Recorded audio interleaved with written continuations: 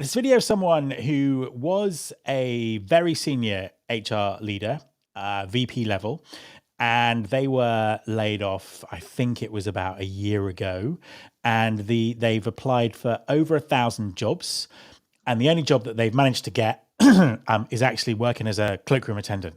So the whole article is about the really the kind of what they were calling the white collar recession, the people who are losing the middle management jobs that are going, the senior management jobs that are going, but set against the background of the economy as a whole, where that there are still loads of jobs available. So it really kind of puts a spotlight on this kind of particular thing, which is, I mean, it's very common at the moment. I know a number of people in the same position as this, senior people, still got a good 10, 20 years of their career left, but their job's been eliminated. They can't find another one. And it's a horrible situation to be in. And I don't think it's talked enough about in the media, because I think there are a few things around it that I'd like to sort of get everyone's thoughts on.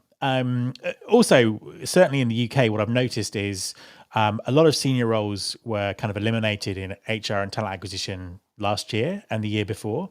And a lot of those companies are hiring back with the same job title, but half the salary. So really kind of going for a much more transactional rather than a strategic, kind of person. It looks a little bit like an overall kind of money saving exercise and perhaps sort of very short term thinking. So that's very common as well. I think this problem is only going to get worse. And I think that we just need to, first of all, have better help and advice available to people in this position. Because if you've got 10, 20 years of your career left, there are things you can do to transform that. Where are the opportunities? How do you need to think? Planning that kind of final act. So I think that there should be much more help and support available for people, whether that's to help them go out on their own, to help them kind of retrain, to identify their skills that they can use elsewhere. So I think that's part of the picture.